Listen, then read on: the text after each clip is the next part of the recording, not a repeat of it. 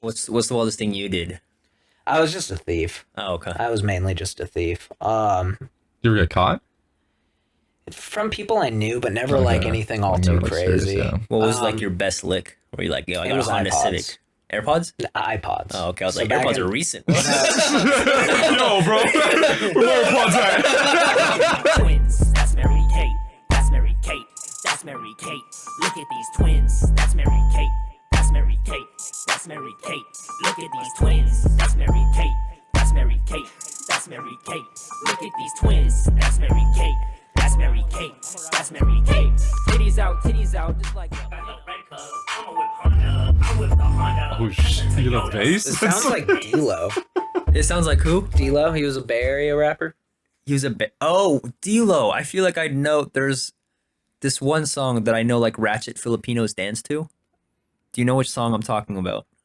Probably if I heard it. I never like knew like his like Okay. actual category. It was just I had a couple friends from the Bay, and it would be like, "Who's this?" And they'd be like, "Oh, it's D-Lo." Are Yo, you from the Bay? Well, No. hold on, wait, Okay. what's a ratchet Filipino? I don't think I've ever seen that before. I don't know how to. People that listen to D-Lo. That's my only Okay, description. cool. Perfect. Literally, I don't know what else other than that. But yeah, that was a song of That's Mary Kate. What's up? That's My Mary name's Kate. Aldus. That's That's Mary Kate. Jared. and we Gomez. got Hi. Dilly, Willie, and last but not least, we got our guest Kyle. What's your last name? McGill. McGill. Oh, McGill. That's That a sounds cool like. We got Conqueror. No, yeah, that sounds like You're, a you're powerful part of a name, history. like- Did your grandpa do anything cool? Was he Nah, in a just war? a World War II vet. He Oh, was okay. a World War II vet. Is that Whoa. not cool? Like- I guess. So He's no I biggie. got a funny story about him actually. My hear grandfather it. was this World War II vet, right? Yeah. So he was in the Pacific, Battle of Midway.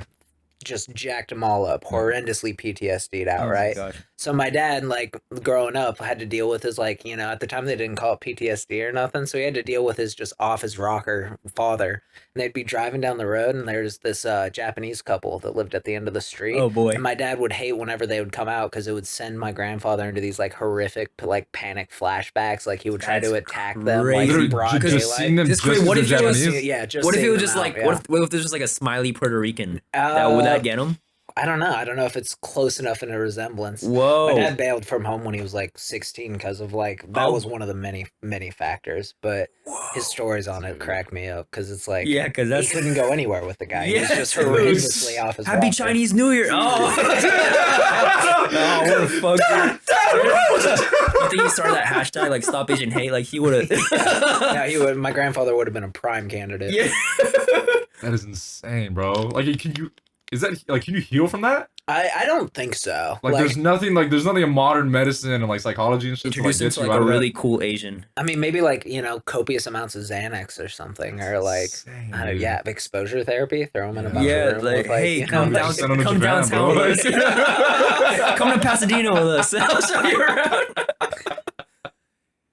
Yeah, That yeah. is crazy. Xanax, I didn't realize I didn't notice Xanax until like high school because all rappers would rap about it. Yeah.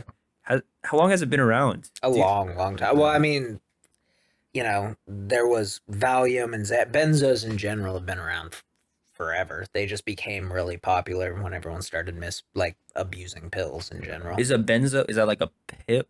It's a drug class, a benzodiazepine. It's like Valium, Klonopin, Xanax. Whoa, I It's haven't this even heard of it. entire anti-anxiety medication. I've only heard Valium because I think Eminem would rap about it. Yeah, That's cool, my only calm, just point of like the reference. mom, couple of Valium instead of yeah, the- that's yeah. the one. Yeah, Yeah. dude. Have you done it?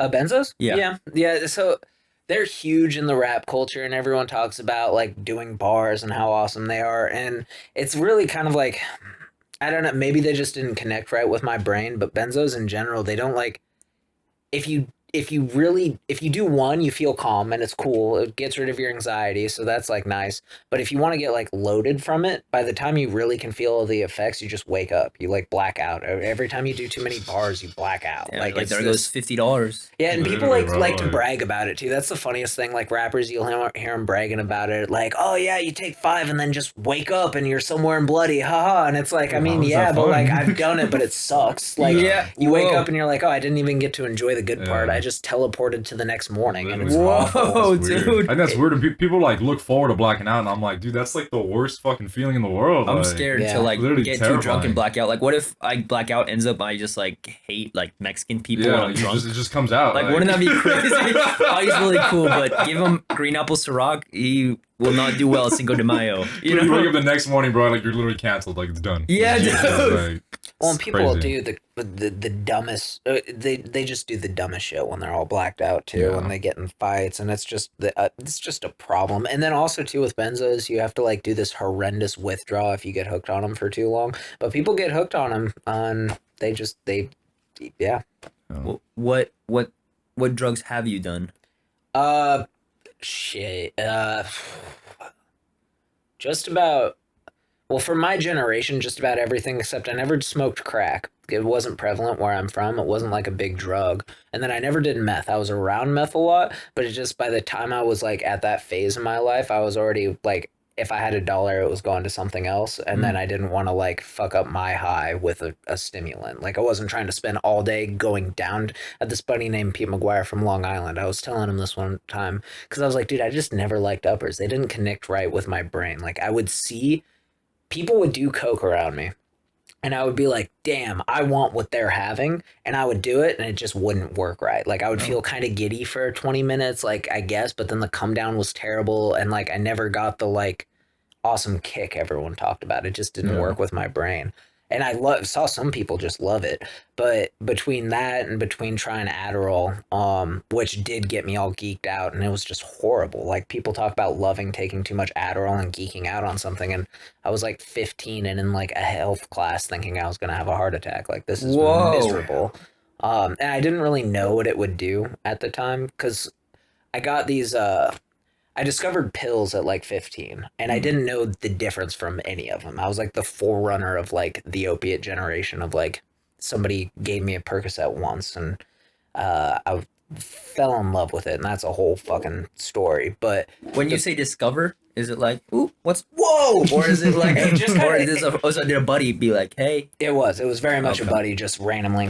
We weren't even that close actually. His name was Tom. He just gave me a Percocet one day. Change your life. Whoa. It absolutely did. Yeah. It absolutely did. It was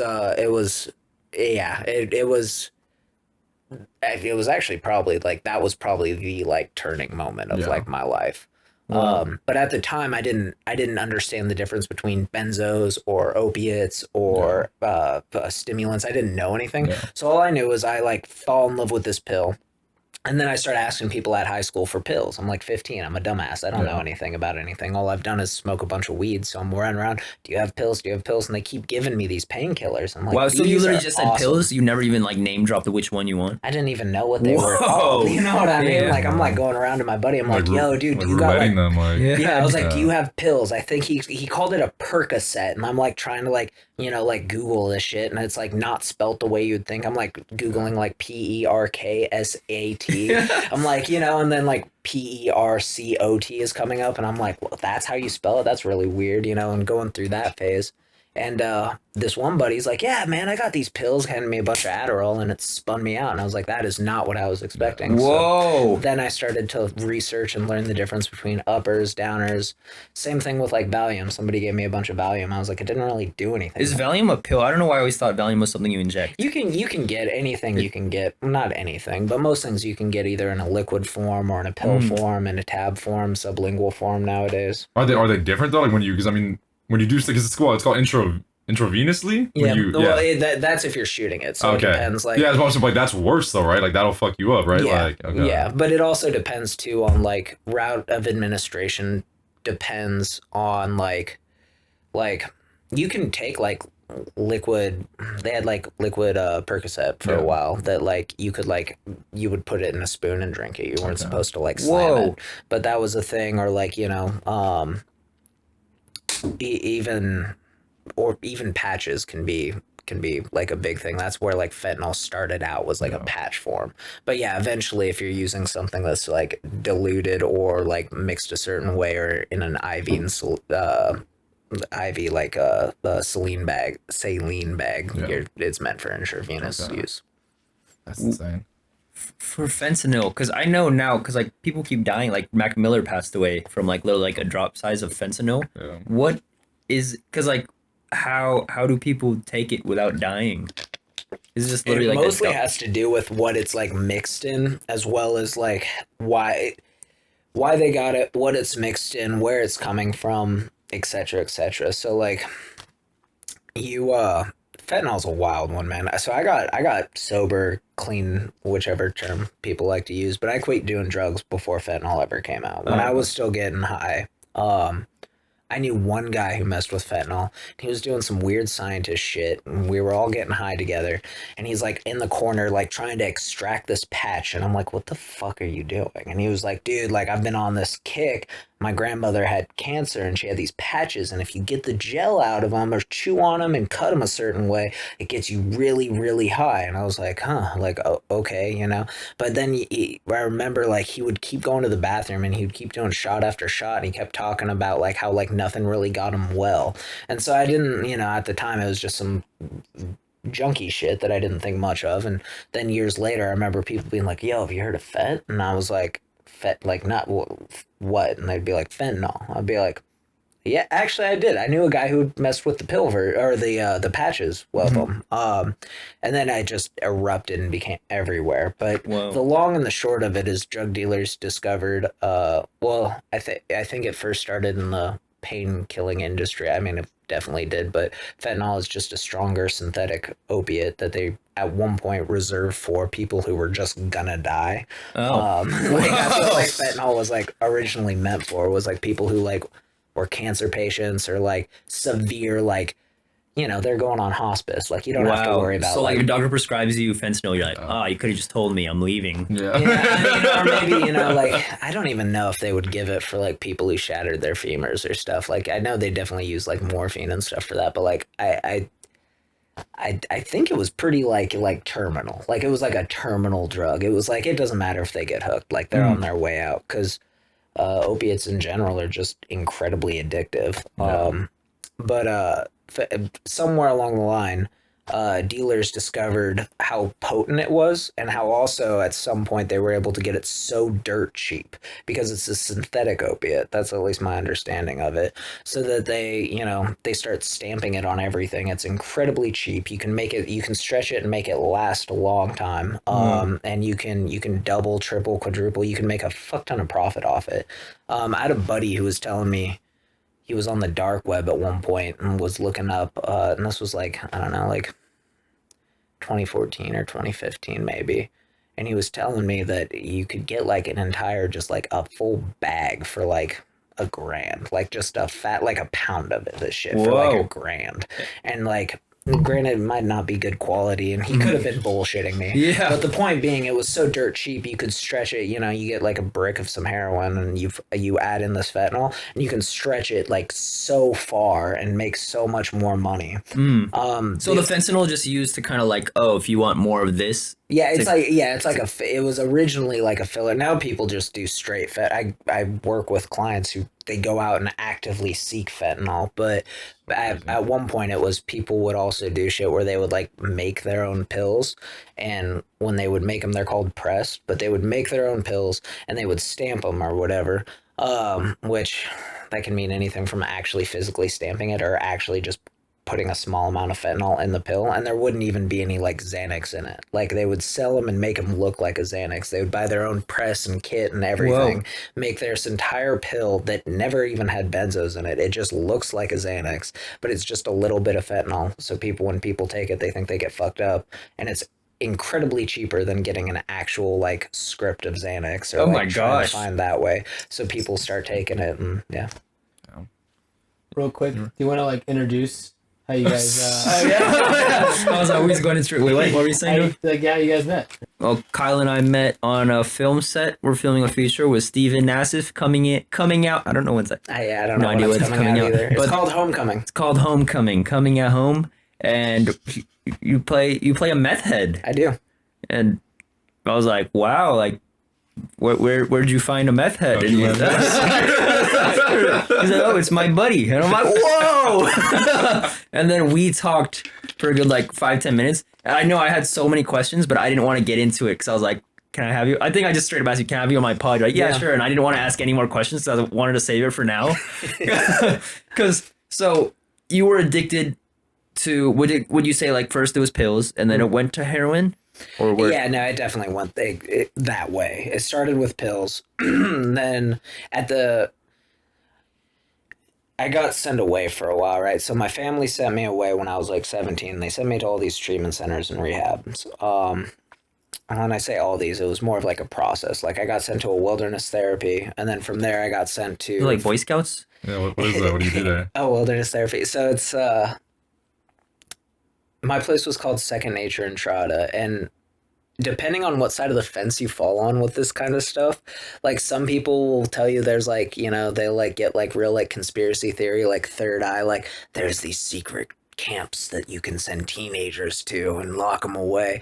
And, you know, like maybe some places are bad and like you get abused. Mine wasn't like that. It just sucked. Like it's Oh. just like what like parents do with like these drug addict kids and they don't know what to do with. But How old are you at the time? I was 17. Okay. So wilderness therapy is where you go. They call it like a primary care. So a lot of times people get what's called gooned. And I didn't get gooned out of my bed, but a lot of times people do. You get gooned out of your bed. It goes down like somebody comes in, they knock on the door, your family knocks on the door, they walk in, they're like, hey, these people are taking you. And then they Whoa. just take you. And you just go and- It's like that Drake and Josh episode. Which I one? never watched Drake and It was Josh. Drake and Josh when they were kind of like acting up. I think they stole the car, so then they hired someone to Yeah, I do remember that a little bit. to the cops to fake arrest them. Yeah. And then so the cops fake arrest them and they go on a call because like they needed, so they're in the cop car and then over the radio they're like, hey, we need all cops to go right here. There's a robbery. It's an emergency. So the cop goes over there and then the robber just takes the police car. And And then then- like kidnap the governor and everything. Yeah, like and they that kidnap the episode. governor. Yeah, it's a really good episode. But yeah, sorry, what were you saying?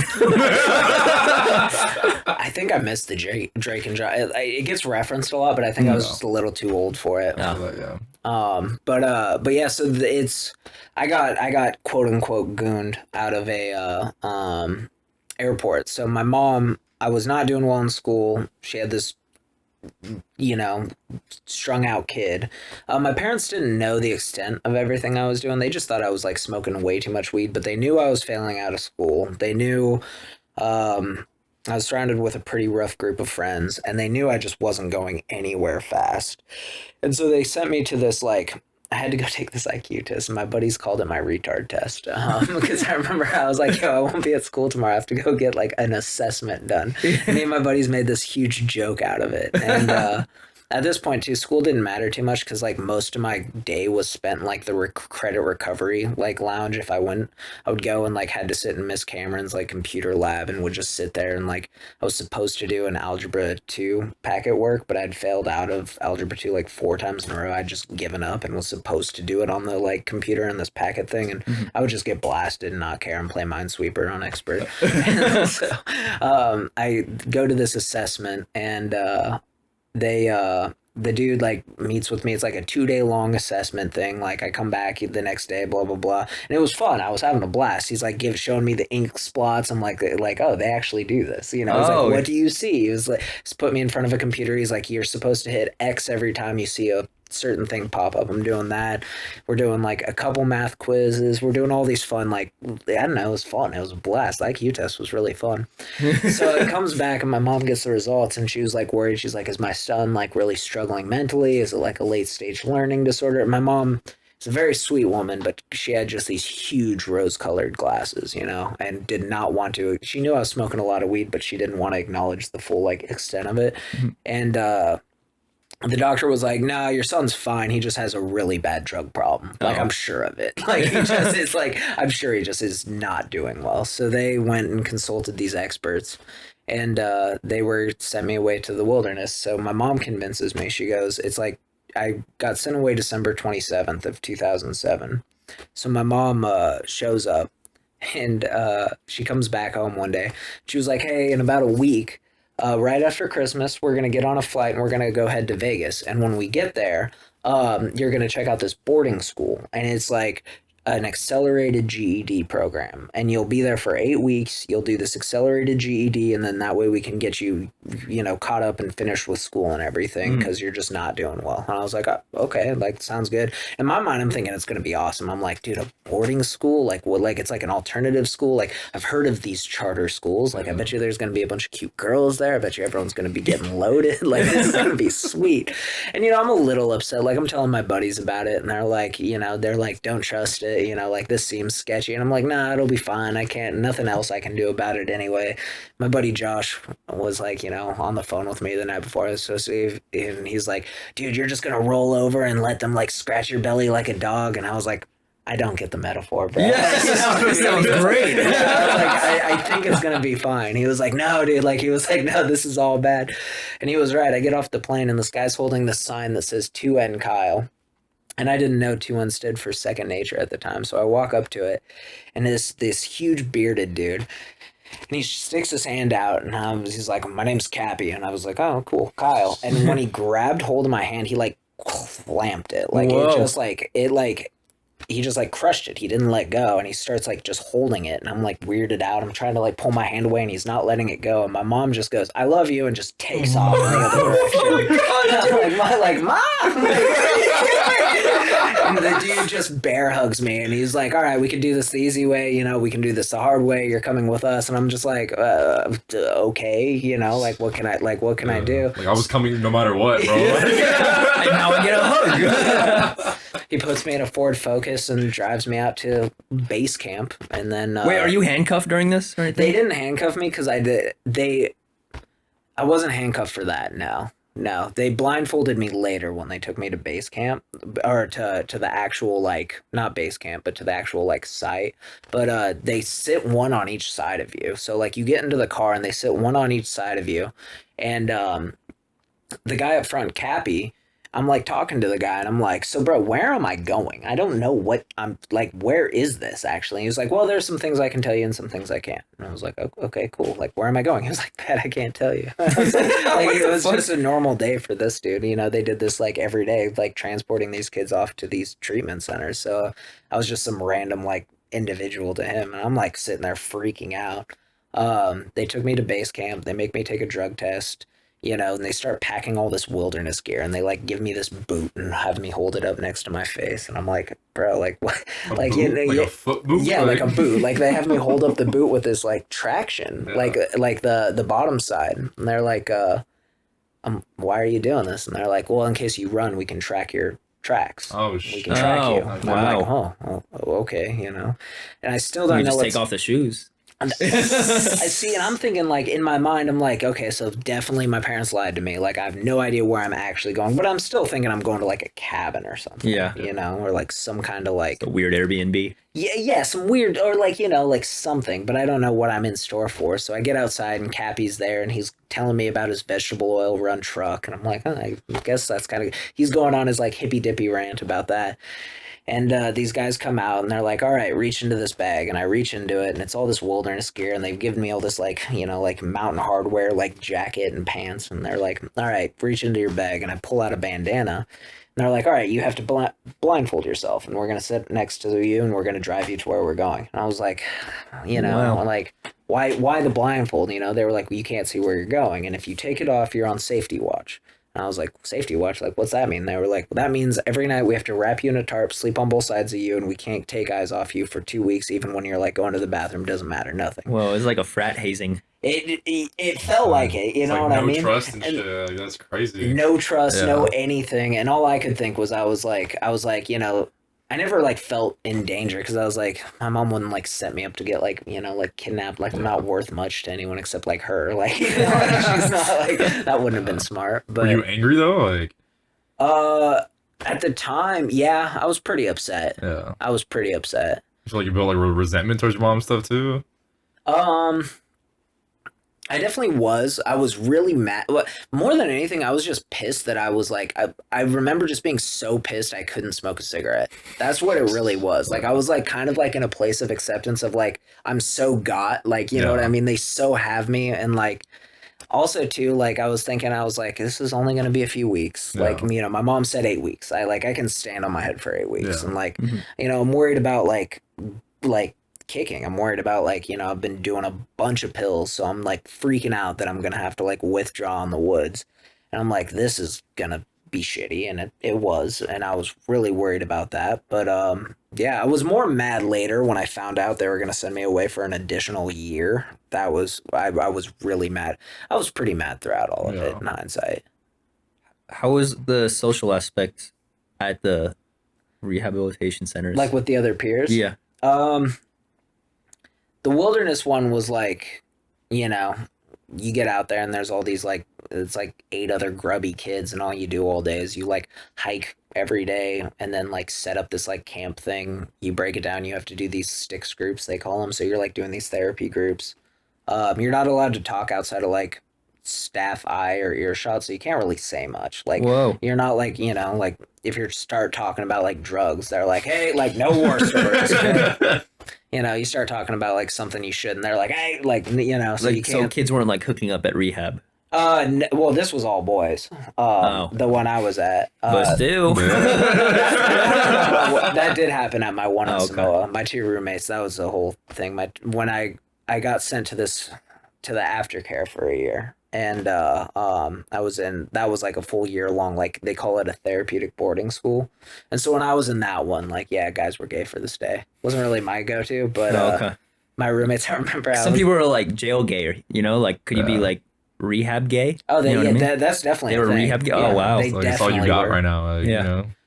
You know, you lock up a bunch of 17-year-old kids together and the no girls around. They definitely, I remember I went to my room one time to like, I don't know, I was grabbing like a hacky sack where you're like playing something or like trying to like play like pelt or something. Mhm. And I go to like knock on the door and I'm trying to get in and it's locked. I'm like knocking on the door. I'm like, hey, what are you guys doing? Like, let me in. They're like, oh, we're just having a group. And I remember like not even thinking about it, just being like, oh, okay. And then it came out like, and they got caught and we had to like have this huge awkward, like, you know, big like therapy circle on what needs they were trying to fulfill with each other by hooking up. And like, you know, just like With everybody? So Yeah, with all you're of there them. spectating this, Just- like they're fucking, they're yeah, therapy no, and they're shit. they're like in the they're in the group. There's like all 13 of us, and they're like processing why they were banging each other. It's, insane. I'm just like, Like, bro, because they're 17. yeah, you know, and the therapist is like, what emotional needs were you trying to fulfill from each other? And I'm just sitting there like, and you know, throughout that entire process, it was very much a lot of just like, what the fuck? Like, am I dead? Like, Yeah. did I die? Like, how am I here? Like, dude, like, how am I here? Like, is this real? This isn't real. It was like very cringe. It's just more surreal than anything. Like, just super like, because that treatment place also wasn't in America. It was in Samoa. Oh shit. So it was in Oh, Western whoa. Samoa. Where is I that think though? Earl Sweatshirt went He, to one he there. went to the same one. He went to the about same one. 2 years after I did. What, Yeah, dude? he went to Yeah. Coral Reef Academy. So I was there. I never knew him. I was out of there a long time before he ever even went there. But yeah, that's the place. That's how most people know about the place I went to. Wow. Where yeah. is that though? Like on It's the in map. Western Samoa. So like, there's like California and like Australia, and then you have like Hawaii. And Okay, then you so have it's like like down way down Okay. here. It's So, like so Samoa. you did take a plane there then? Yeah, it's like a 'cause- 10-hour flight. Damn. Okay, so I'm saying, so when the guy, when you went and he just shook your hand, like the guy with the beard, did you get on a flight after that? That was 8 weeks later. So that was in Utah. So Oh, okay, they okay, got okay, me in okay. Vegas, took me to Utah. In Utah, I had to do the 8-week wilderness. Okay. And then they give you this nice pamphlet, right? They like, you know, you've been in the woods for 8 weeks. You're like digging holes in the ground and pooping in them. You don't see a toilet. You don't take something called a billy bath to shower. You're not like normal showering. You're like showering out of like scooping water, like hiking 10 miles a day each day, like withdrawing the first like week. It's awful. And so they give you this pamphlet and they're like, you're going to this nice place. I'm like, hell yeah, like sign me up. Like this is way better than what I'm doing. And then they get you out there. And the whole time I'm thinking when I turn 18, I'll just leave. Yeah. Like I'll be an adult. It's all good. I'll bail out and I can just do whatever I want to do. And then you get down there to Samoa and they're like, oh yeah, you're 18, but you're not a legal adult in this country. You don't have your visa. You don't have nothing. Oh, and wow. if you leave the school, you're breaking your visa. You're just stuck. So you just have to complete the program. So Yeah. that is kind of a way families can like blackmail to keep you down there longer. When you were sent to the wilderness one, were you on heroin by then? No, just pills. Oh, okay. So, it was pills when first. When I got out of Samoa and then later relapsed is when I started doing pills again and switched to heroin. Oh wow. Okay, so first it was wilderness and then it was Samoa. Yep. So wilderness. So it was like I was home, wilderness to Samoa to actually a place here in LA. It was this like transitional facility. I wasn't there long. I was there like maybe a month or like. But my buddy picked me up. I was back in the States. I hit him up. He picked me up, and I left that treatment center. Went back up to where I'm from in Oregon. We started getting high almost instantaneously. It was like the next day. So during the program, like, because for like addiction, it's kind of like you can't get. I don't know. Because I'm speaking from the outside in, like you can't get help until you want to get helped, right? Would you say it's like that, or could you be like forced into it? Because the whole time when you're in the program, were you like, this is good for me, or you're like, oh, I'm just waiting to fake graduate so I can get back onto. It was really thing. like a like there was like an inner like turmoil that whole time, right? Because like like I wanted to keep getting high, like I did like the entire time I was there, but like I'd already been burnt a bit. Like I knew like drugs sucked. Like I knew that. I remember like I knew that even super early on. Like after I got hooked on and started doing like really just any pill I could get my hands on. Remember one day I was getting off the school bus and I'm like, I was like, I think I was still 15. It was pretty early on to me doing pills, and I just felt miserable. I was so horrendously depressed. I like felt awful. I felt like kind of nauseous, and I just did not feel right. And I was talking to a buddy of mine. I was telling him, I was like, dude, I just don't feel good at all. And he was like, yeah, you've been doing those pills every day. And I was like, well, what's that have anything to do with it? He was like, you're probably withdrawing. Like those are opiates. Like you're probably withdrawing. And I was like, I have to worry about it? They're just pills. I have to worry about that? And he was like, yeah, you do. Come on. So we go and we scored a couple perks, and I remember snorting them. Back in those days, we thought snorting them was a good idea, which for the record, it's not. There's a bunch of like, if you get like Vicodin or Percocet, like, and you start snorting them, there's all this like acetaminophen and all this other shit in it that destroys your nose. But we were dumbass kids and didn't know what we were doing. And like, it destroyed my nose. But I snorted one, and I remember like instantly feeling better, like instantly, like no more depression, like no more like no more feeling like achy, like just instantly I was like, oh yeah, life's great, like, and then it was like this like feeling of like, oh, like this is bad, like from early on it's like, oh, this is really not that's when you're good. like, oh, it's you're reliant on it now. Yeah. Oh, like, wow. oh, this is a problem. Like this is really not good. Like I'm withdrawing, like I do this drug and feel great, but I didn't care enough at that point to like think too much about it. But when I was in treatment, I did. I was telling everybody in treatment that I really wanted to be sober, and I think there was some truth to it. Mostly, you want to get the fuck out, but I think there was truth to it up and but like I did, like it felt good to be sober. I'm like in Samoa working out every day and like have like a really good structure and schedule, and like I'm like waking up and like feeling all good and eating good, and like I felt really healthy, but like my brain just kept wanting to get high, so it was like a 50-50 thing. Okay. What do you think is like that pull to that though? Like what causes that? Like was that just like an inner thing where you like that's just like your own personal kind of journey with it? For me personally, at that point, the reason I went back to it so quick though was because even though like like things hadn't gotten like bad enough yet, like when I definitely have a really addictive personality by nature. And then there's also, it's addiction in general is a pretty controversial subject, but there's like the idea of addiction being a disease. Yeah. And certain people, when they are addicted, they have that like, they call it the obsession or cravings that are beyond their like willpower to control. And I don't know if that's necessarily unanimously true for everyone, but for someone like me, like it just, my brain starts going and I want it. Yeah. And it hadn't been bad enough yet for me to like really, even though it sucked, it wasn't like dire enough yet for me to like really want to keep staying sober. Yeah. Okay. Makes sense. Yeah, because I always hear addiction is a disease, but because I don't know, so because I look up, because I'm like, well, heroin is bad, so I just won't do it. You know what I mean? Yeah. So like, what's your take on that? like, addiction is a disease going through everything. Going through it also too, like working in treatment. It's pretty much from the time I've either been in a treatment facility, actively like relapsed, or like working in treatment for the vast majority of like my life since I was like 17. So it's been like half my life. But from everything I've learned and everything, the whole addiction being a disease thing makes a lot of sense. The American Medical Association considers it as a disease instead of a disorder because of the idea that it's for people who are like what some people will call true addicts or true alcoholics. Is it's a progressive thing and it's not really regressive. So like for something to really be categorized as a disease is it has to continually be progressive. It doesn't come in like episodes. So you get people who are bipolar or schizoaffective or these things, and it can be really episodic. Someone can have like a 3-week episode when they're younger and then like have it go into regression, and they don't get diagnosed with bipolar until like 18 years later after a couple more episodes.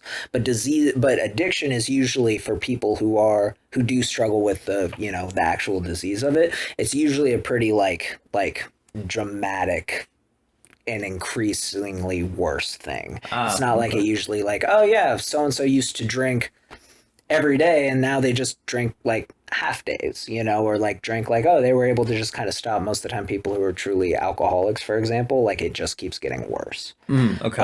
The hard part with it is not everyone who uses like an addict or an alcoholic is necessarily a true like addict or alcoholic. So that's where it gets messy and there gets a lot of controversy. You get these people who, you take two people and they're both alcoholics and you get one of them and they drink the exact same way, right? And they start getting all these gnarly consequences. And one of them's able to just be like, yeah, no, I'm done with this. Like, I'm not going to drink anymore. I'm only going to drink on the weekends and I'm done. And then the other one's like, yeah, me too. And then one of them actually does it and the other one can't, no matter what he tries and everything he tries. He drinks worse. So that's the hard thing is you can't really tell, like, that's why it's a self-diagnosed thing. Because, like, you can't tell who is until they start trying to quit. Because I also hear it's, like it could also run in the family. Yeah, like, definitely. Because like an addictive personality is like a factor. So like, do you think someone hypothetically could be like, oh, I do heroin like once a week and be fine?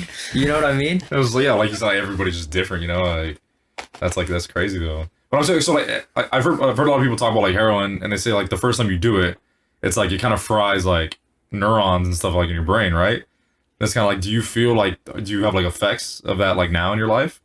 No, if there's any lingering effects for me at this point in my life, it would just be from like I did a lot of hallucinogens for a little bit. I went on a pretty I was really depressed over some girl and I like was in a different part of town where I couldn't find opiates. I just didn't know anybody. I was in Ashland, Oregon, and I was living on this girl's floor and I'd like bailed and I couldn't find opiates for a bit, so I was just kind of stuck there.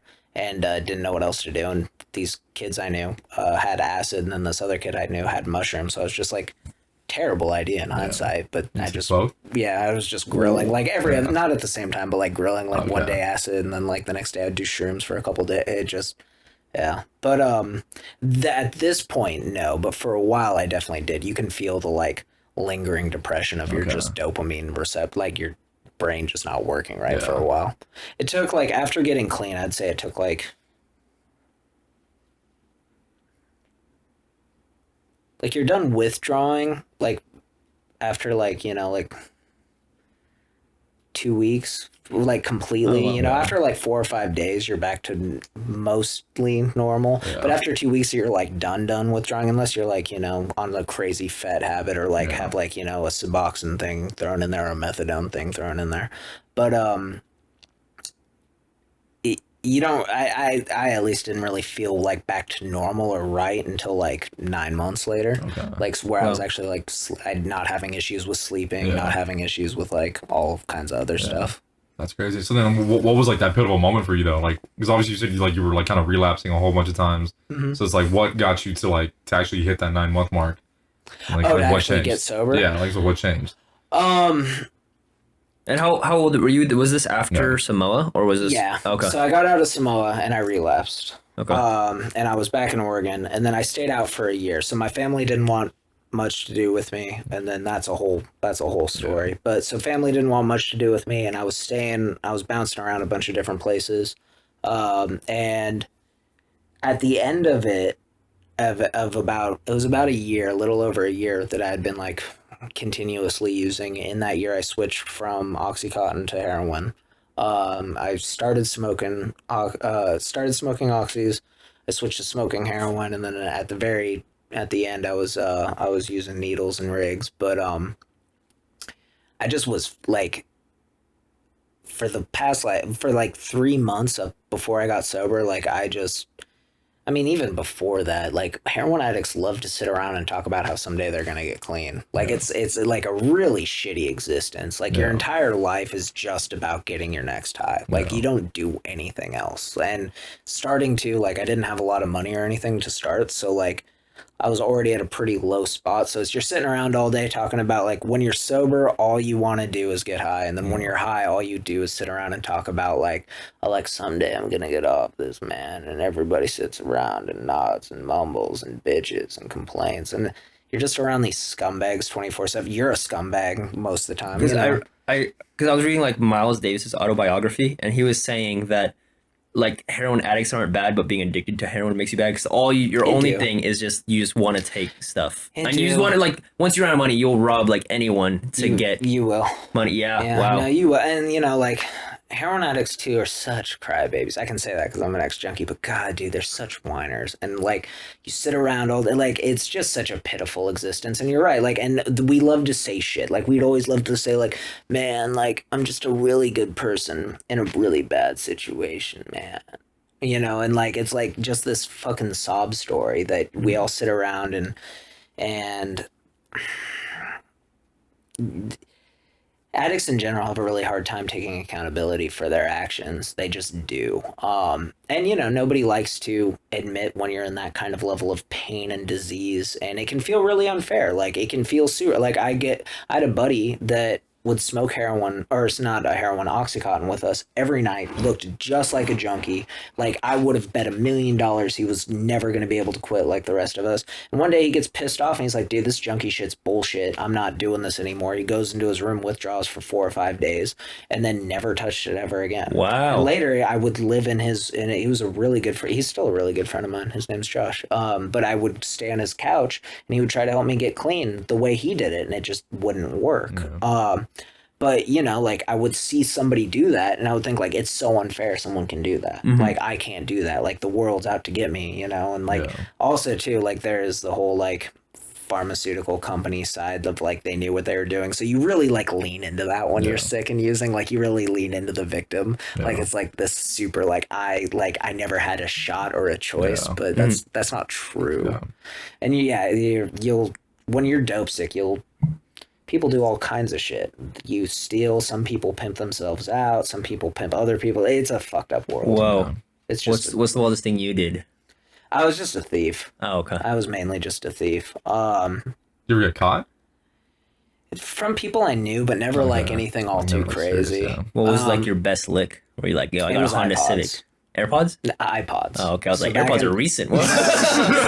No, bro. Where AirPods at? We're gonna pat you down before you get out of here. What is this? A Rycote microphone. No, but it was so let's see, it was all throughout 2009. So it was iPods were my big thing, and what I would do, the main way I was going about getting high was I would just walk around at if I was in Portland or I was in Ashland, I would just walk around at 4 in the morning, and Tuesday through Thursday was always the best. I mean, any day of the week it'll work, but on a Tuesday morning at 4 a.m. no one's going to be around. If you just walk down the side of just a street and you just check every car, most of the time you don't even have to break a window. People just leave their shit unlocked. Wow. You'll get $10 or $15 worth of shit if you're just rifling through it. You have to be careful if you hear something or hear someone, but I don't know, if you're quick. I was, I thought about, I contemplated and I wanted to rob people sometimes. I remember sitting, I was on the sidewalk one time thinking there people were walking by and I had a knife. I was I'm gonna rob these next people, but I was just, like it's one thing to like think it and say it and like be desperate enough to do it, but then I'm always thinking, I'm like, dude, I'm not actually gonna stab the guy. And if he pulls out another weapon, like I'm just gonna get hurt. Like I'm not like, or what if I do fucking stab? I just want the fucking money, so I'm just gonna go steal this shit. Yeah. And or if you're walking by like a car door and like you saw like a wallet in it, you could just break it out and steal the wallet. So that was the thing. Like if you're walking by cars, it's all about opportunity. You're walking by a car, it doesn't look like anything's good in there and it's locked, I'm not wasting my time. But if I see an entire purse right there in the driver's seat, yeah, it's Whoa. that's it. Yeah. So do you go to like the same pawn shop, or do you go on like Facebook Marketplace? Like Most what of was the your times, thing? bro, the dealers will just accept. I don't even Like, know. so Really? it depends Wow. on it depends on what it is. You know what I mean? But Sex. that one depends on the gender. Aldus, can you move your mic a little bit up? Oh yeah, you're good. But no, yeah, I mean, for like, but here's the thing, right? Mm-hmm. The dealer will accept it, but you're always getting ripped off. So Oh. like, back then, like I would find a iPod Classic with which like at the time I think the big ones were 160 gig if I remember right. Yeah. That was like the That big was, boy. like, huge at Yeah, that it was time. like the shit. Yeah. I'm getting like $20 worth of dope for it. But like, like at the time it's like you show up with 2 or 3 of them and like a pair of shoes you found and they'll give you $1 and it's like, holy fuck, like So thank God. You were taking that to the pawn shops or like to the dealers? To the dealer. Oh, never okay. went to the That's pawn insane. shops? Like, No, the hard part with pawn shops is like you have to like when you go to a pawn shop, like you have to like thumbprint it. They have to like Oh. ID you. Yeah, they're not just giving you like flat cash. Like there's Oh, like an okay. entire like you have to sign this thing. Like later on, when I was already clean and in rougher times, I've used pawn shops since then. But like they're a great way to get caught. Oh wow. Okay. Yeah. Or if you just if you give them to a dealer, he can do whatever the fuck he wants with it. Wow. Okay. Yeah, he can sell it to somebody else or trade it or whatever. It's no skin off his back. But if you show up to a pawn shop with like stolen 8 iPod. iPods Yeah. and they're like, oh, the next street over was broken into. Everyone's cars were broken into last night. It's Yep, just- that was me. They do that too. They make you fingerprint yourself and put it on the pawn slip. So cause I remember Shane Gillis, he's a comedian. He said like once you become a heroin addict, you're just doing quests. Yeah. So like, Dude, that shit is just like it's just so nonstop. When you're high, you're like good. You're like, when you got what you need and you're just like not sick and you're just chilling. Or if you get like enough money to actually get like where you want to go. Because most of the time you're just on a quest to feel okay because you're just fighting off the withdrawal. So like, if you're just able to get back to normal, you're good. But if you come up on like my number was 40. Like I needed $40 a day. If I could get $40 a day, I'd be like okay-ish, like not good, not high, but well, fight off the fucking sickness. But if I was able to get up to like 100, 120, like I was able to get like where I wanted to go. Like I was able to like be happy.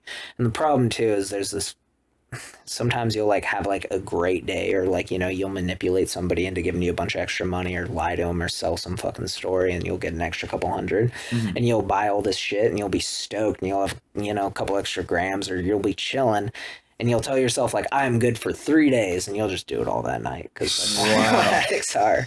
You never ration or save that shit. Maybe some people do. I mean, none of me or my buddies did. so at that point you were like, your net worth was literally what you had to go get heroin. Like literally every dollar you'd have would be straight to heroin. Or I mean, once I had dope, it was cigarettes. Yeah, it was either dope or cigarettes. Where were you okay. living though? So like, how were you like maintaining yourself and like eating and stuff too? This entire time, dude, I was so severely underweighted. And like I would do all kinds of shit for food, but like either a couple bucks at McDonald's might work or like top ramen packets. But during that whole year, I started out at my friend's house, and I was working on a construction crew that my dad had got me on. He didn't let me stay. Like he wasn't like happy with me, but he did me a favor and got me on. That didn't last very long, and then from there, I got this apartment with this girl, and then that really fell through. That was when everything like really started hitting the fan. I switched from oxy to heroin, and then I was living on this girl's floor because I ran away from that. And I was living on this girl's floor. She was keeping me. off the street, and it was her and her boyfriend and me all kind of sharing this like studio apartment. Were And then they she on had- anything too? No, Oh, she was okay. just a girl I knew from high school. Really Oh, wow. sweet girl who had to kick me out. It was a whole thing because she found out I was a junkie, and she was really upset about it all. Because I'd sold her this story that me and my girlfriend had gone through a hard time and broken up. But the reason I lost the apartment and the girlfriend to begin with was because I was a fucking junkie. And so like I made it seem like I was running away, and because I was like couldn't handle it anymore. But no, I was gonna lose the fucking place, and I'd already lost the girl. So Katie came and picked me up and took me back to her place, and I sold her that whole thing, and she was letting me stay there for a month.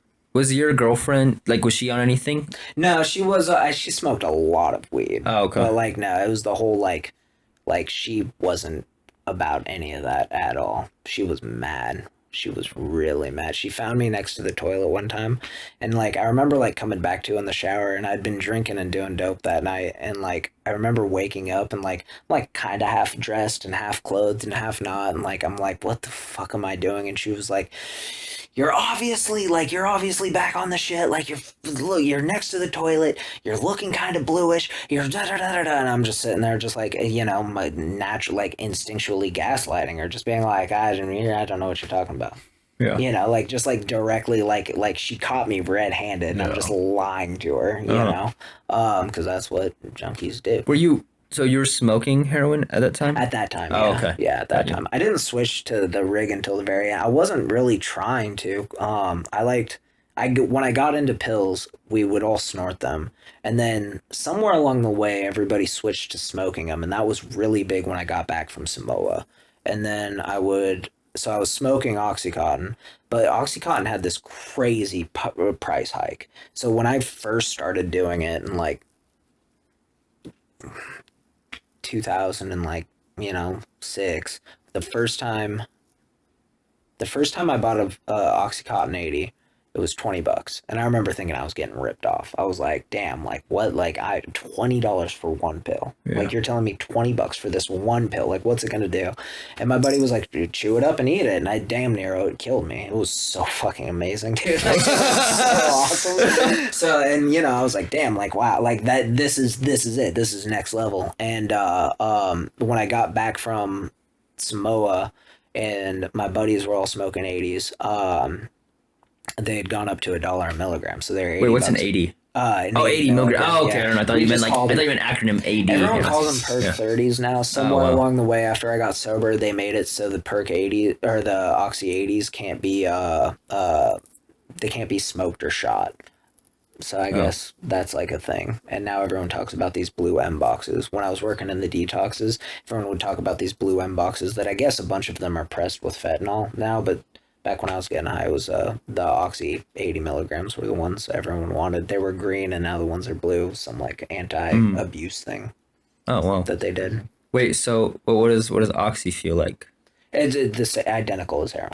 Oh, okay. Whoa. I mean, heroin's stronger. Like sure, like but like if you've done like an Oxy 80 or like smoked Oxycontin, like it's the first time I did heroin, it wasn't a dramatic thing at all in my life. It was a very non-important event. It was Wow. very much a like This is familiar. yeah, very much. It was like I was hanging out with these shady dudes, and I couldn't get what I wanted. I wanted an 80, and I was pissed off, and I felt like shit. And I was telling somebody, I was like, yo, like, fuck it, what can you get? And they were like, we can get some tar. I was like, bet, all right, cool, And I Because I've heard black tar heroin. Yeah. So like, what does that mean? Like, does it look like? yeah, it looks like black tar. Okay. It looks like it depends on like sometimes it looks different. Sometimes you get it and it's this like weird brown like powder that we call huff or chiva, and if you breathe on it, it rocks up into black tar. But it just looks like. I had a buddy one time who got sold asphalt. Like they literally picked asphalt up off the ground and that was like fresh and like wrapped it up and sold it to him. And he came back and he was like, yo, like I got the good. And we were like, no, that's like actually asphalt. Like, that's That's the good though, right? yeah. We were like, no, that you straight got ripped off. He was so mad. But yeah, it just looks like it's black, gooey. It smells like pickles. And then what do you do to it? Like, do you heat it up on the spoon and shit too? Like, Foil. It depends how you're Okay. gonna use it. You put it on foil. You smoke a pill the same exact way. You put it on foil, and everyone has their different little like methods or routes. Some people like cut a square. Some people cut longer ones. Some people are really good about smoking it, they can like write their name and shit. But you put it on tinfoil, you light underneath it, and you slide it. And as it slides, smoke falls off the back. And you take some people use straws. We'd always use pens. You could like kind of cut the ends off both sides of the pen and get the thing out of there. And you just follow it. So you light it and just you follow it down. That's how you smoke it. And then if you want to cook it, or if you want to snort it, you do it the same way as you would start to slam it, where you put it in a spoon, heat it up, add a little bit of water, snort it when it's done, or shoot it. Wow. This is like a whole one-on-one class right here. Yeah, dude, this is a master class. This is crazy. Have you seen shows like Breaking Bad and stuff? I have seen Breaking Bad, yeah. How close is like the media or like shows like that get it right in terms of addiction? I mean, it depends on like as far as like the actual like drug use. A lot of times, you know, like people are also like kind of pricks about it. Like they'll show like somebody like shooting dope in a movie or something, and they'll be like, it'll just be like an entirely wrong like rig, or like it'll like, you know, it'll just be like they won't do certain little techniques that like only junkies know, and junkies get on this high horse about it. Like, they didn't even send up the flare, and it's like, yeah, it doesn't matter. Like, nobody knows what that even fucking means. Do you know what that means? I have no idea. Yeah, what do you know that what is. that means? No, nobody knows. Nobody cares. It doesn't add anything to the movie. But like heroin addicts get like elitist about it. But it depends on this like symbology of it, you know, if they're able to show the like the bleakness, the like lack of hope, the shittiness of it all. Some of them are better than others. My favorite one is actually Train Spotting, and it's because it's so overdone, but then it cuts to him and he's just sitting there miserable. Because at first I'm like watching, he's like in his bed screaming, there's, you know, the baby on the ceiling, and it's so like overdone. I'm like, okay, I mean, it sucked, but it's not that bad. And then it cuts to him and it shows him just sitting there. I'm like, oh, that's how he was feeling, and he's just sitting there like not doing anything. That's about right. Like, you're just sitting there just like miserable, your legs fucking hurt, you can't sleep, can't really eat, your bowels finally, when you're on dope or opiates, you can't piss right and you can't shit. So that's a whole thing. Whoa. Yeah, it's a whole, dude, like your bladder will like swell until it like can't work right, and like you'll, it's awful. I would feel it too. Like it hurts. Yeah. Do you like have to push? Like, what do you do there? Everyone has their own technique. I would like sit, if I was at a place with a bathroom, or like when I was in treatment, still like abusing in treatment. I was getting high in the last treatment center I was in, and like turn on the like shower and the sink and like sit there like hand in the warm water, like sitting on the toilet, like trying to like hunch in weird positions to get a dribble to start to go. Oh my gosh. It's miserable. Like, how long would you go without peeing? I mean, you'll eventually like get it. It just might take you like literally 45 minutes to piss. Whoa. Like, just slowly. Like, that's actually a big way I'll know if one of my clients is relapsed when I UA them, depending on if they're an opiate kid or not. Like, if they're not able to pee, or it's very like sporadic, like in the thing, like most likely they're getting high. They do the cup to the door thing? Yeah. Oh no, I make they have to pee in front of me. Oh, except whoa. not the girls, just the guys. Oh, the girls okay. have to pee in front of the girls. How often do they sit and pee? That's pretty funny, actually. Because I do it often. At the level I'm at, not almost never, but in detoxes all the time. Like when I was working in the detoxes, because they're so fucked up, dude. They're like either on the detox drugs or they're coming in and they're just so out of it and just sitting there on the toilet, and like it's a whole thing. Whoa. Yeah. And what's the withdrawal like? For which part? Well, just in general, like for opiate stuff. Yeah. You know, and this also could be, my experience could be different because I was so young, right? Yeah. Like I was 19 when I got clean. But the physical stuff like sucks. Like it does. You know, you feel like you have a flu. Your stomach, you're constipated as all hell when you're high on dope. So then, like, you know, your bodily functions start coming back, and you feel kind of nauseous. You feel flushed. You feel like the worst one for me was always my legs. Like, you lay down and like, you ever felt like an irritable leg syndrome? It sucks. Like, it is miserable. That part sucks, and the not being able to sleep. But all the physical stuff was so minor compared to, at least for me, this, like, I would just get this like horrendous, like my skin wouldn't feel right. I'd feel so depressed, and all I could think the entire time I'm withdrawing is like, I know what will fix this instantly. Like, I know what will make this better instantly. And then you get a day or two into the withdrawal and you're like, bro, my tolerance has gone down. Like, I bet you I'll get fucked up if I use a little bit. Like, not only will this fix it, it'll be better. And then trying to fight that beast in your mind off is Damn, it's crazy. That's me shit jacking show. off, Yeah. right? Yeah, well, if you, very much so. You go 3 days without, dude. That fourth day is gonna be great. Yeah. Fucking wait. my room's glow in the dark. You hit that door from right here. Turn the black light on. Wait, so you went. It was the wilderness treatment, then Samoa, and then you got into heroin in Oregon during Yeah. that point. Yes. Okay. So I'm from Oregon. I'm from okay. a small town called Seaside. No one's really ever heard of it. It's an hour directly west of Portland. Well, I'm technically from Cannon Beach, which is even smaller, but it's all like the same area.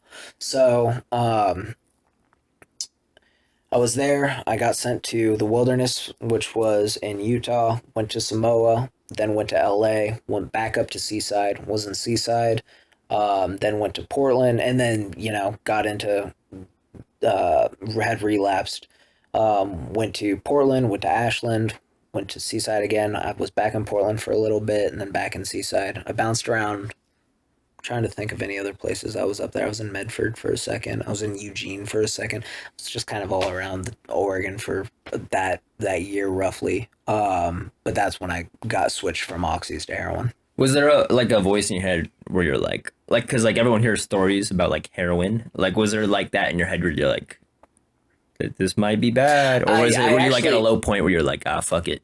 I remember I was I was hanging out with the scumbags I was with, and I lied to them. I told them I had done it before because they were like, I was like, yo, can you get me oxys? They were like, no, we can get you some tar. I was like, all right, fuck it, sure. They were like, you done tar? I was like, yeah, of course. Like we had heroin addicts and lying. That's just what they do.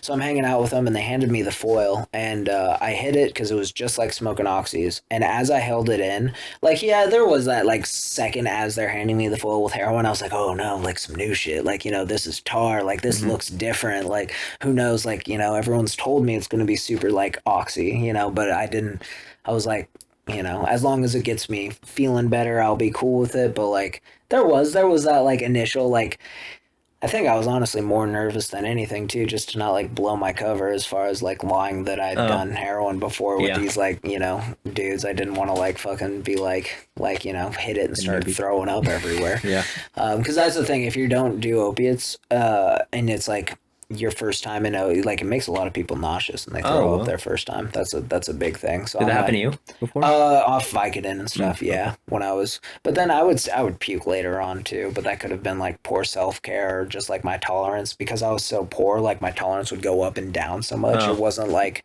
I wasn't able to keep like a steady like habit going. It would just like be sick for a day and a half until I could like figure something out to get high. And then I would puke. But yeah, they handed it to me and I like took a hit.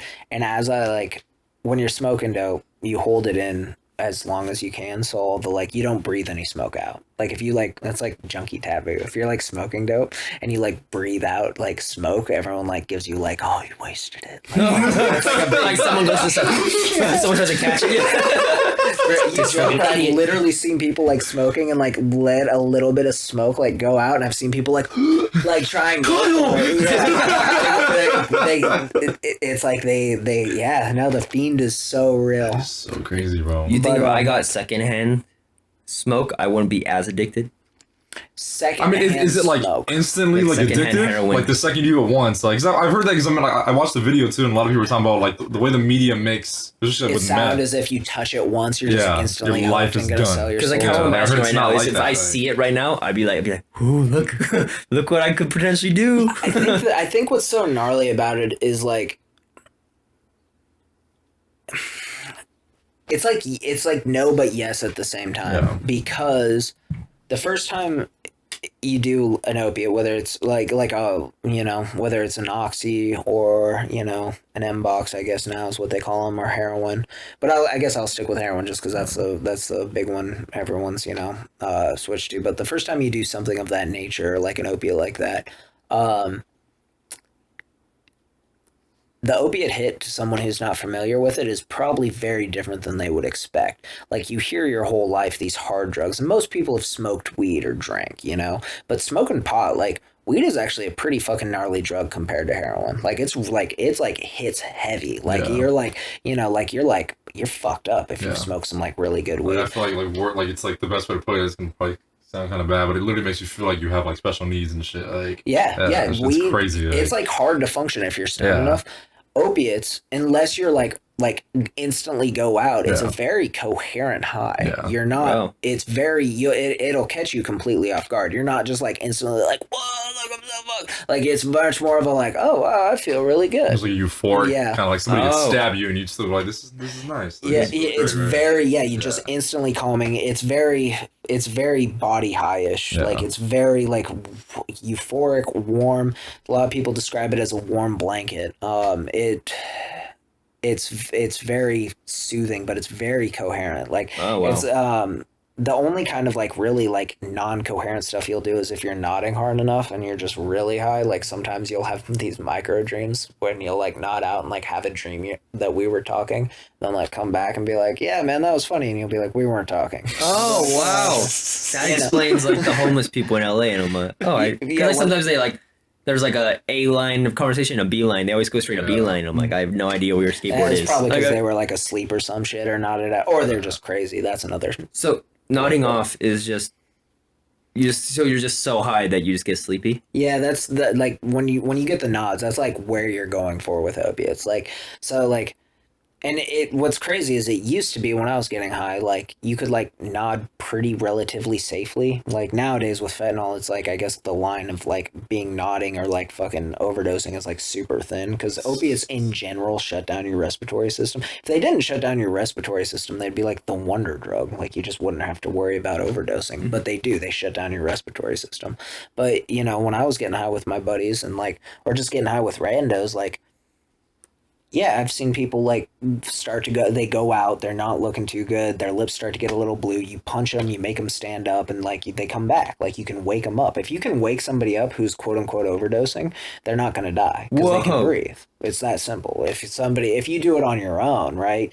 You do a shot, you're by yourself, you go out, and no one's there to wake you up, and you stop breathing, you die. That's how it it's just works. More like you just need that conscious breath then, right? Yep. Like, yeah, but so like, you know, like I've been woken up before and people and being like, and what's funny is you don't feel like you're in any danger. Like I've woken up before and like been like hit and like I'm like, you know, opening one eye like, oh what, I'm fine. They're like, no, you're looking blue.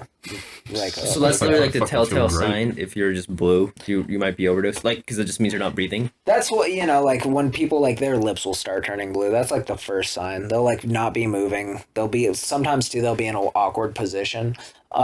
Sometimes you'll hear death rattle. That's a big one. It's when they do this, it's a fucked up sound. You'll hear this like it's like this asphyxiated like oh my god, their body's like really trying for that last breath, and it's like it almost sounds, that wasn't that bad good of a reaction of it, but it sounds almost like a snore. Oh, it's like this death rattle.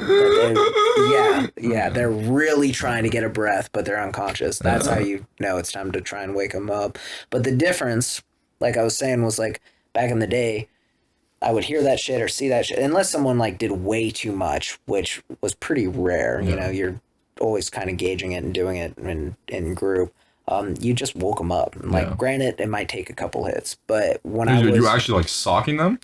If they're not starting to wake up, yes, you hit them pretty hard, you know. And if they're not waking up, then you start to get nervous. But when I was getting high, it was always easy to get somebody awake. The most, when I started working in the detoxes years later, and fentanyl became a thing, we would get these people who would do a last shot before they would come in, and they would come in and it would hit and they would just go out and you couldn't get them up. It was like, I was like, well, this is some different shit. Like I could see the difference in like having lived like being a junkie and then years later working in a treatment center, like trying to get somebody who's like overdosed awake. And we would hit them with Narcan and they just, fortunately, at the detox I worked at, we never lost one. We were always either able to hit them with the Narcan and get them up or have the EMT come in time. A couple of those were like kind of some straight dumb luck, though, like a tech walking in and hearing like a death rattle before the person like died or something and getting the EMT up. But they just won't come back. Fentanyl binds so much stronger to the opioid receptor in your brain that like shuts everything off. Oh my gosh. Crazy. So where do you... Like, what do you do with the people? Do you guys like like your friends who are doing heroin? Mhm. Is it like, hey guys, let's all try to get heroin at 8. Let's meet up at the park and then do it together. Like, is it like that? It's an like, entire life. Like if you were to start doing opiates today, like, you wouldn't have a podcast much longer. Like, you know what I mean? Like, you wouldn't be an actor much longer. Yeah. Like it's like you don't the people that you're getting high with, it's like of these weird little fucked up dysfunctional families. Like, you just kind of end up places. Like, you're out of money, so you're trying to you just figure out. You're just constantly scheming, lying, and manipulating. And you're always trying to figure out a new way to get high, especially when you run out of funds too. Like, as soon as, if you're just doing it by yourself, and you have a bunch of money, whenever that runs out, things start really going downhill. You start selling all your shit, start stealing other people's shit, get kicked out of places, and then you're dealing with other junkies. It's a pretty slow slope. you get in a fight with another junkie. Like, do junkies ever steal each other's heroin? Like, that's probably common, right? Yeah, all the fucking. What's fucked up is sometimes they'll OD and like somebody will like just OD and just like they'll run their pockets. They'll just be like, "Oh fuck, they're out," and just jack all their shit. Yeah, it happens It's all the time. like Scavenger in Call of Duty. Like that Literally, one. bro. A really fucked up one is homeless people will do this one to each other. Is they'll take a shot, right? So like say you both go in and they'll take a shot. And what the dude will do, whoever goes first will is only supposed to do half the shot. But what they'll do is they'll do more and then suck their blood back into the rig so that they just give the other person nothing but blood instead of any kind of dope. So if they were sharing a rig, that's a common one people will do. Whoa, so But that's that's some next level homeless people who Straight, don't give a HIV fuck about shit it. right there, Yeah, too, yeah, because isn't that also how AIDS can spread? Because I always hear about that. If you have AIDS, Yeah. well, if you're putting their blood directly in your blood, if you're sharing rigs with someone, you can yeah, get even AIDS. just like the needle too, right? Like just that alone, Most of the time, though, for heroin addicts, it's mostly hepatitis C. That's what you have to worry about. there's no cure for that too, right? They actually came out with one Like recently. recently? Yeah, Oh, past so a we're few good. years. Oh, yeah, There was one called interferon, and now the new one starts with an S. okay. So something. It's not like 100% though. It's still it's 40% of people who go on it first time around are cured from hepatitis C, and then you have to do it a couple times. Was it hard for people to like did you have a phone on you at this time? Or When I was getting high, yeah. I had a couple. I had a track phone for a little bit. I stole somebody's phone. I was using other people's phones. But for the most part, I just had a flip phone. Yeah. I have a documentary mentor, and he made a film. It's coming out soon, but the documentary is about following this specific homeless guy in I think it was in Toronto, and he's an older guy, and he reached out to him one day, just asked him if he can make it see what the story, if he had any story there, and obviously he did, but he would give him burner phones because he didn't have any phone on him. And he would often lose them all the time. So he was just always having to give him a new phone. And then sometimes he would lose the phone. And he'd be like, "Well, I don't know where he is today." So he would just go on a scavenger hunt just to find him. Insane. One thing that's sad for a lot of junkies is they have their dealers' numbers memorized for that exact reason. Whoa. So then when they go to treatment, it's not like they can just unremember that number. It's because they never didn't have a phone for a long time. So whenever they want to relapse, they just have that number burned into their memory. So it's Wow. hard for them to they can't just run. They'd have to go to a new city. That's a big one that people talk about a lot. And then how do you? I mean, obviously, you've lived it and everything, but what's your take on kind of like the dealer's place and all of it? You know what I mean?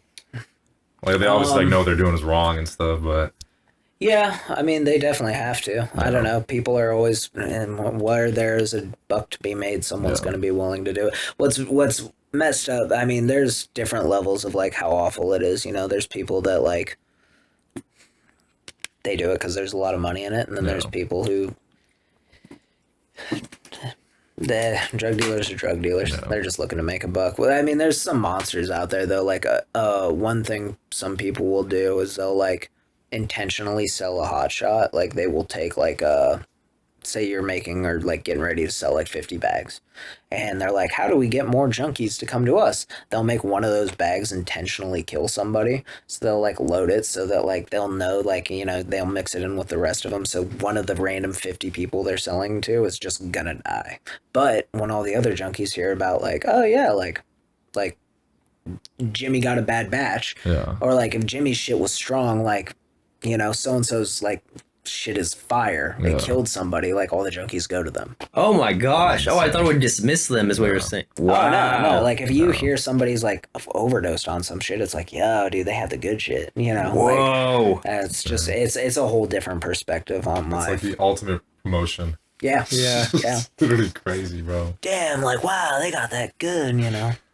Who was like the best drug dealer you had and the worst one you had? Like, was there like a buddy one? Or like, he's like, come over and play video games for a bit. The best dealer I had was it was actually my buddy who was the one who quit using. Oh, wow. It was his older brother, the one who was able to just quit doing smoking pills. It was his older brother, and he was the best dealer I had because he was reliable. I had known the guy forever, and he would let me also drive to Portland with him to pick up. So like I would be like stuck there in Seaside having to wait like an hour and a half for this dude. This dude's entire life, pretty much every day at this point in time, was, you know, him and his girlfriend would like drive to Portland, go pick up, bring it back, and like sell to everybody in the fucking town, and then they got to use heroin for free. Was pretty much their Wow. whole gambit. They made like enough for like food, some money, and like dope. You Oh, know? so they're using their own product? Oh pretty yeah! much? Wow, that's scary. No, no, this guy would like this was a means to an end. He was like a junkie and was like,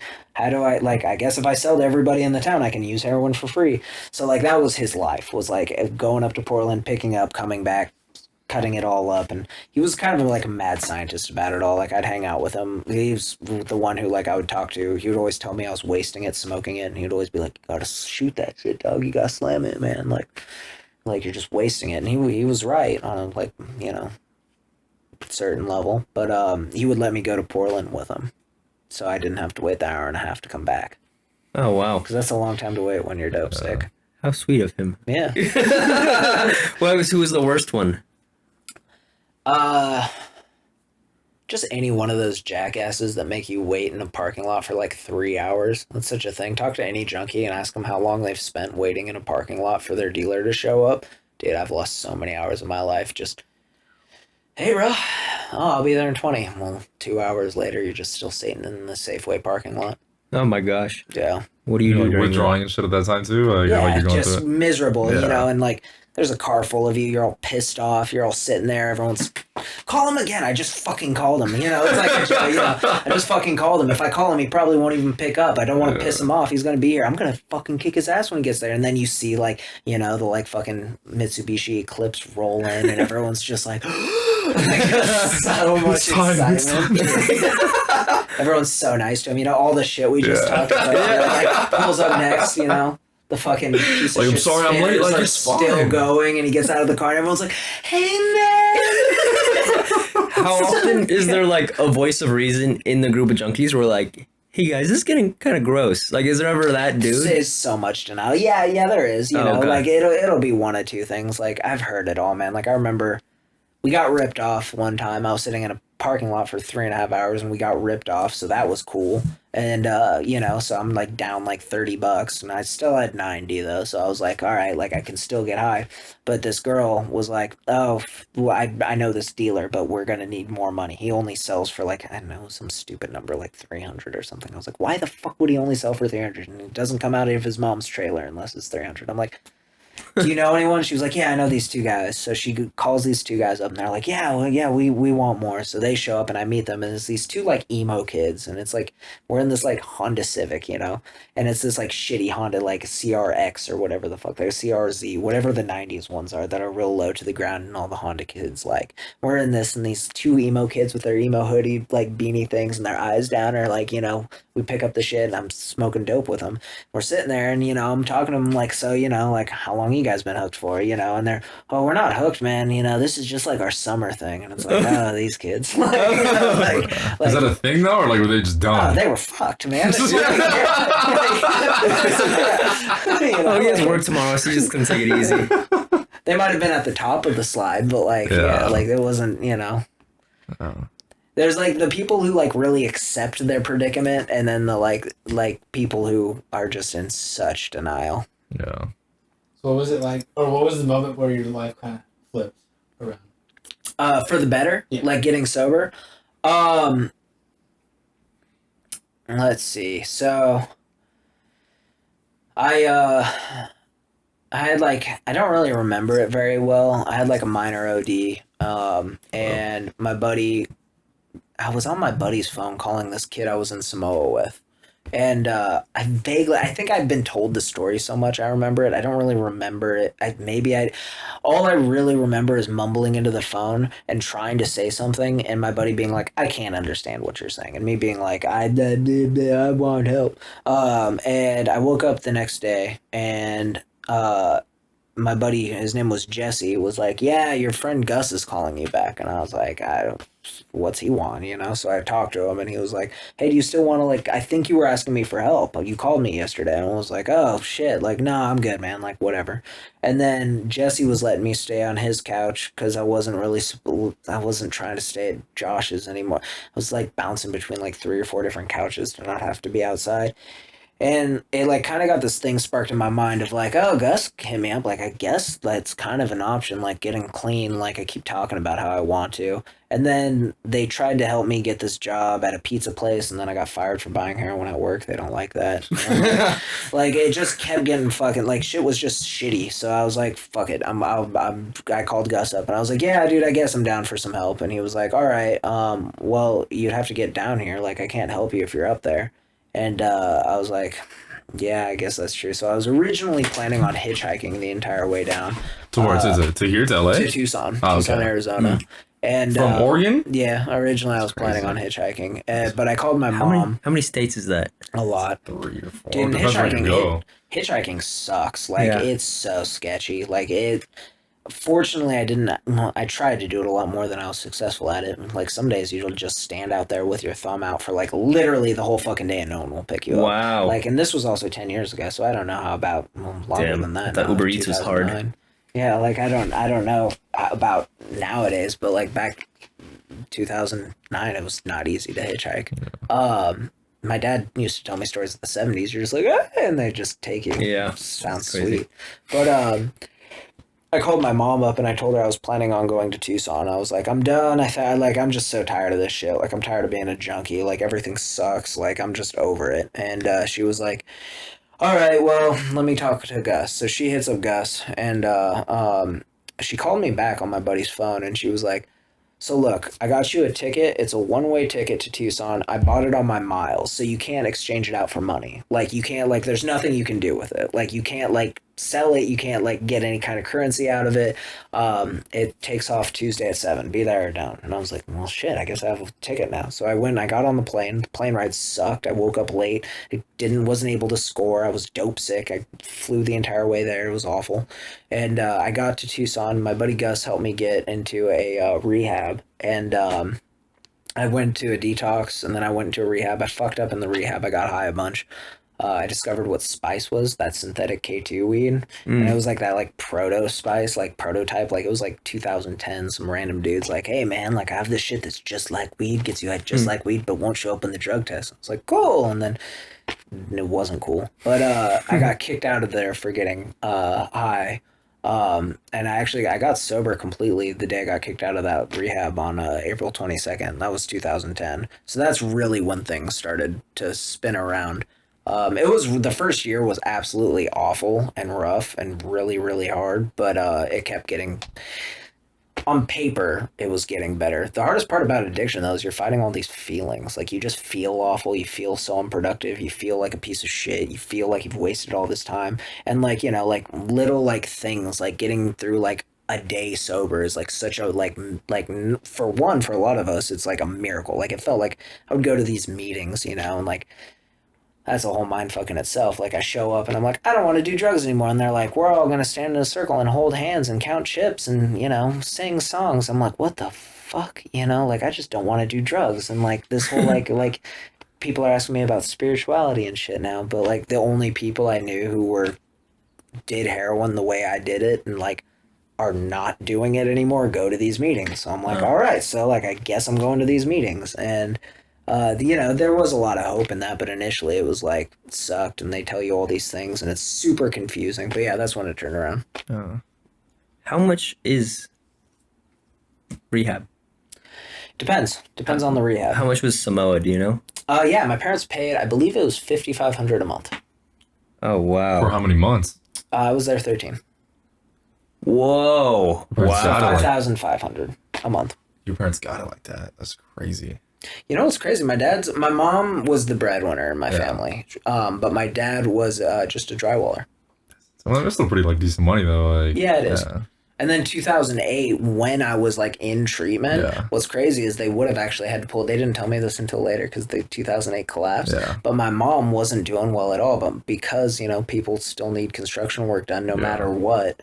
And to continue to drywall, especially in a place like Oregon, he was able to like keep me in there. So crazy. Yeah, That's pretty. I feel like the crazy thing about that was like they're paying all that money and it's like it didn't even help. Like it's a catch-22 because like in one sense, like a lot of people never know that there's like a way out. Like I knew there was. Like I knew like I was like, oh, people do get sober. Like you go to treatment. Like I knew about that. So that was there was a good seed planted. Like I knew there was another way. So after a year of just fucking up, I was like, all right, what am I doing? Like you know, like I know there's another way. So a lot of people never know that. But that's a pretty expensive way to get that.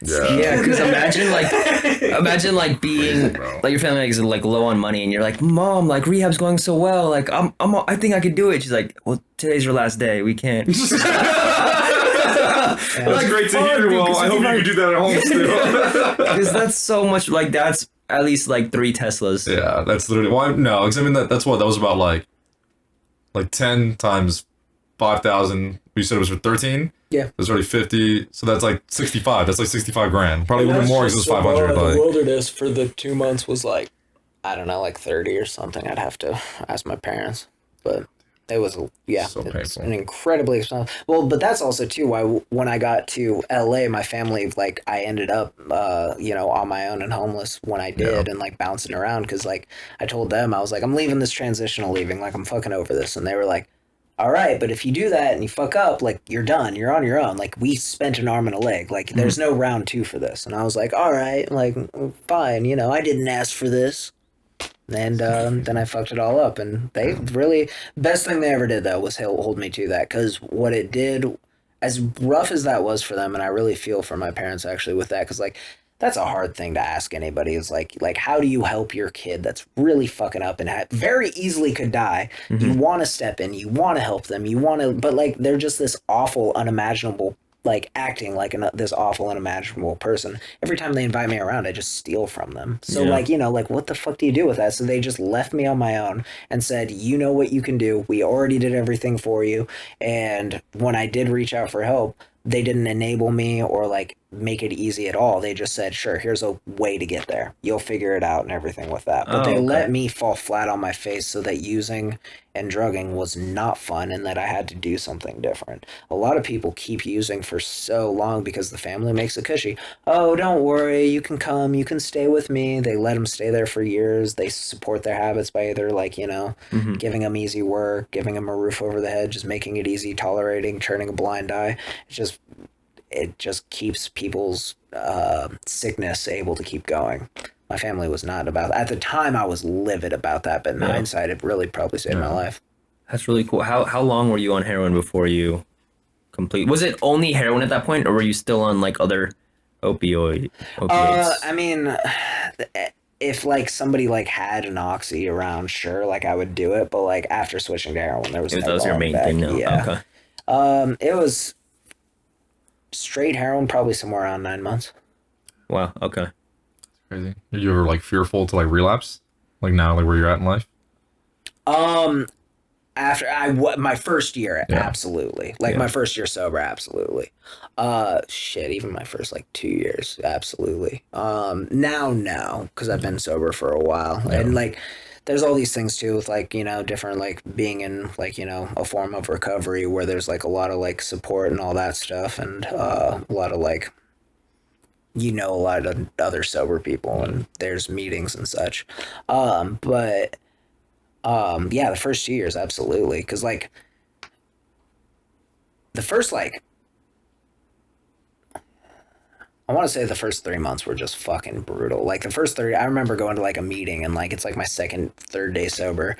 I've just been kicked out of rehab, and, like, people are taking 30-day trips, and I'm like, that's just fucking impossible. Like, you know what I mean? Like, I went to a detox for 4 days, I got out, went to a treatment, and immediately started getting high again, and this jackass says he's been sober, like, 30 days. Like, I won't ever be able to do that. Oh, It man. feels, like, unimaginable. Yeah. But then everybody keeps saying, you know, it sounds corny, but everybody in those meetings, they kept telling me this, like, just for today shit. And, like, you know, I'm in there, I'm, like, pissed. I'm like, what do you mean just for today? That's so, like, counterproductive. Like, what about tomorrow? What about everything else? And these guys were like, just turn it into a game, man. Like, if you can go to bed sober today, like, fuck tomorrow, fuck the rest of your life, just make that your goal. And I did. Like, my first year was like, it was like this entire game of like, all right, like, you know, like, I had this shitty job at Subway because I didn't have any other life skills, and like was always, these people let me, that's a whole different story, these people let me move in with them, and I could never really fully make the full rent, but I was staying sober and they were helping me out. And so I'm like working at Subway, and it's like, all right, I'm gonna go to work today and I am not gonna get high, you know, like I'm gonna like not get high on the way there, I'll skate there, and then I'm like at work making sandwiches, like I'll have a break in 20 minutes, I am not gonna get high during that break, and then I'm like outside smoking a cigarette, like, okay, now I'm gonna go home and I'm not gonna get high on the way home. It's like an all day fucking affair. And then when it's like, oh, like, I think I'm gonna get high, I call the like guy at the meetings, the people at the meetings tell me to call him, like, I think I'm gonna get high. He's like, well, we're gonna hang out on the phone for an hour and you're not gonna get high. It's just a fucking tedious. I don't think, if I relapsed, I don't think I could do that shit again. Like, it's way too hard. Like, that shit was way, I think I only got like I think that was like the one time I was gonna be able to do it. Yeah. Some people it's a lot easier for. They like can get sober and like they really connect with the whole spirituality thing of recovery in those kind of meetings and stuff, and they're able to like really connect and sync with that, and their like cravings and stuff go away right away. And that's just not my story. Like, I was like, my whole first year I just craved nonstop. Like, they call it white knuckling because like your fist is like this, and it was just fucking miserable. It's just like 6 months in, I'm watching these like people with like 2 weeks like doing really well. I'm like, yeah, I don't have cravings anymore, and I'm just like salivating. Oh my gosh. Damn. How did you get heroin while you were at treatment? So when I was in treatment, it was this government-funded place. When I was in Wilderness or Samoa, I wasn't getting dope. When I was in my last one I got kicked out of for getting high, it was this government-funded place, and it was just a fucking joke. So, like, I went to this government-funded detox that had state funding for intravenous drug users. So I was there on, like, a state, like, some, like, Arizona, like, grant in 2010 that was, like, intravenous drug users can get like treatment for like 90 days on the state. And I was like, I was in there and like shared half the place with this thing called Vita Serena, which was a federal pretrial. So half the people are like these like, we're in this like Arizona, like, and it was in the hood too. Like, my first week there was a fucking double homicide across the street. I'm like smoking a cigarette. I'm from Oregon, dude. I'm a small little like kid who likes punk rock music and like drugs, and we're just hanging out, and these guys are arguing across the street, and the one guy just fucking shoots and kills the other two dudes. I'm like ready to shit my pants. I'm so scared, but I'm 19 and there's all these like gnarly dudes I'm in treatment with, so I'm like trying to act cool, but I'm like frozen fear, you know, and like they're like, get inside, don't catch a stray. I'm like, what's a stray? You know, like, what the fuck? But it was just a piece of shit place. It was really easy to get drugs in there. Wow. So like someone would just come in and be like, I'm here. No, we could leave and come back. Oh, that's what it is. We could check in and the hard part was passing a drug test. But then once we discovered shit like spice, and like there were a couple other ways that we discovered to like, spice was the big one, because we were like, oh, we can just like smoke, like we can just fucking like get blasted in here all day every day. But then the big thing with the opiates, right, was if you did dope, they could catch you. However, if you could if you could manipulate the nurse to give you Suboxone and say that you're having cravings really bad and that you're still feeling shitty, and you could get this really high Suboxone milligram dosage, and you don't have an opiate tolerance, then you can take your subs, and that shit will get you fucking blasted if you don't have a opiate tolerance. So that's where all this maintenance shit comes in. So if you're doing subs and Suboxone, and you don't have a tolerance, so then we would get my buddy. I was in there with a kid named Harley, and he had really good insurance and was in there on the thing. He was able to get a entire prescription of subs, so he would cheek them and dish them out to us, and we'd give him synthetic weed. Oh my gosh. And then That's also crazy. we would try to we would also try we did get dope a couple times, but you have to be careful because you can't stack dope and Suboxone. Oh. So if you do that, you'll send yourself into something known as precipitated withdrawals, and you're fucked. You're really fucked, and there's nothing you can do about it. If you're withdrawing and you do heroin, you'll be fine, but you can't fight your way out of a precipitated withdrawal. You've ripped the opioids off your opioid receptors, and you just have to ride it out. Oh my gosh. That was the whole thing. And they were we'd get some dope and be you weighed today at 12, but the Suboxone we took at 9. We got to make sure that shit's gone by we should be all right at fuck, I don't know, 9 tonight, but I want to do this and not get caught, but I don't want to get sick. So it was this whole it was a shit show. That's scary, dude. That's so crazy. All right, now I know that I'm sticking to masturbation. What advice do you have to people struggling with addiction right now? Oh, to someone struggling with addiction. I mean, it depends. If they want to get sober, it's possible. Anyone can. It sucks. It's hard, but it's possible. But if they don't want to get help, I get that too. If having worked, because I've worked in treatment for over 10 years now, and all different forms too, different levels of detox. I've worked with adolescents. I work in sober living now. And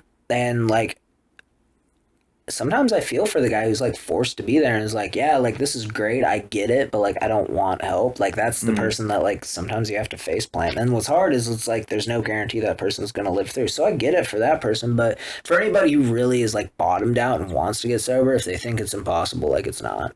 It's not. You can. It sucks. It's hard. I'm not going to front with you, but there are recovery groups and 12-step groups out there that can definitely help. Yeah. That's beautiful. I feel you honestly went. I was literally entertained this entire time. Yeah, That was a pretty long conversation. This is a TED Talk. Yeah, you have a great testimony. That was really beautiful. That was really good. Thank you. Thank you for coming out. Yeah. That was a little bit different than kind of what we usually just sit here talking shit for an hour. I'd have jokes in my head for while you're talking. I'm nope, push that down. Let it. Yeah, this was great though. I'm actually really happy you came out. I appreciate you. I have a good sense of humor, man. I appreciate if you had a good one, you should have let it rip. I mean, it was just more of whatever you were saying was just so good. So it was just that's what it was. Yeah, we don't want to jump on you, but do you have any final words to the viewers? Thanks for listening to my ramblings for an hour. Yeah, this was beautiful. That was cool. All right, man. Where? Good. It's a wrap. That was cool. Next up, we'll get maybe a current heroin addict. Love on my way. Touch on my rub on my love on my rub on my. Why do you want my dick all up inside your lips? Wanna just grab